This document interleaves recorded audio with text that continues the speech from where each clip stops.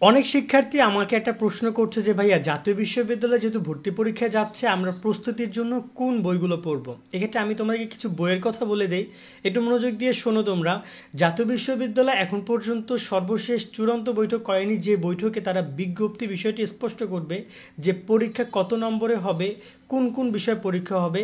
এবছর অনেক কিছু পরিবর্তন করার কথা রয়েছে এবং সম্ভাবনাও রয়েছে, এবং আমরা দেখতেও পাচ্ছি যেমনটা তোমাদের পরীক্ষা পদ্ধতি, যেমনটা তোমাদের মানবন্টন, যেমনটা তোমাদের আবেদনের বিষয়গুলো।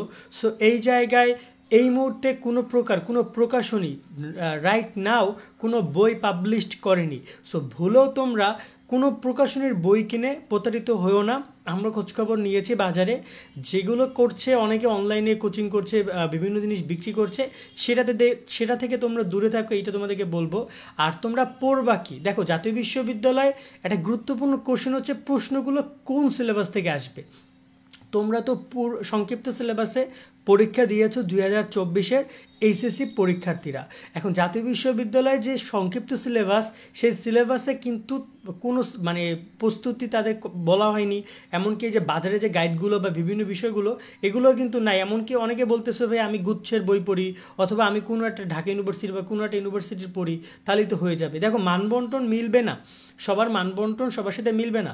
হ্যাঁ, দুই একটা জায়গায় মিলতে পারে, কিন্তু জাতীয় বিশ্ববিদ্যালয়ের জন্য তোমরা আলাদা বই বা আলাদা ভর্তি অ্যাডমিশন সম্পর্কিত গাইড বা নোট পাবা তোমরা। আমরা চেষ্টা করবো সেই বিষয়ে তোমাদেরকে জানানোর। কিন্তু আপাতত দৃষ্টিকোণ থেকে তোমাদের শুধুমাত্র মেইন বই পড়াটাকে আমি সেফ মনে করব।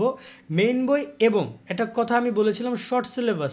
তোমরা তো শর্ট সিলেবাস এক্সাম দিছো, তাহলে প্রশ্ন কই থেকে করবে? অফকোর্স তোমাদের প্রশ্নগুলো শর্ট সিলেবাস থেকে তারা করবে।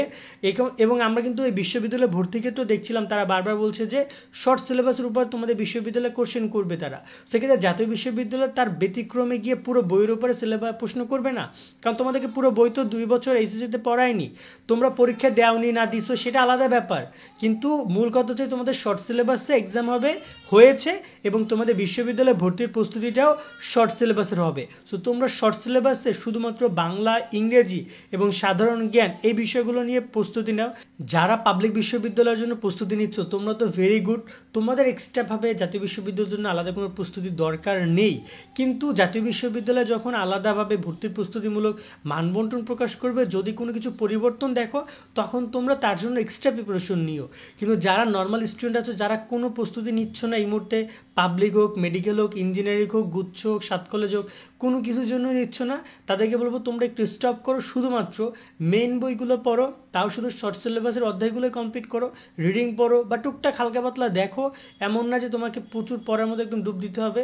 পর্যাপ্ত সময় তুমি পাবা, সেক্ষেত্রে যদি 2 মাসের সময় পাও, তুমি যদি একটা বই ভালো করে একটা বই কভার করতে পারো 2 মাসে, দেন অফকোর্স ভালো একটা রেজাল্ট তুমি করে চান্স পেতে পারবা।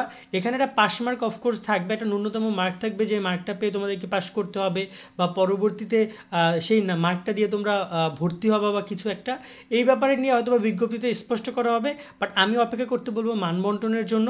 এর আগেও এইরকম একটা ভিডিও আমি করে বলেছিলাম কি পড়বে, এখানেও আমরা সেম টপিকে বলবো, তবে আমি এখানে নতুন করে বলবো শর্ট সিলেবাস, এবং শুধু করে তোমরা বাংলা, ইংরেজি এবং সাধারণ জ্ঞান এবং গ্রুপ সাবজেক্ট টুকটাক শর্ট সিলেবাসগুলো দেখে যাও। এর বাইরে কোনো কিছুই এক্সট্রা কোচিং, প্রাইভেট ক্লাস এগুলো তোমাদের জন্য আমার মনে হয় না কোনো দরকার আছে।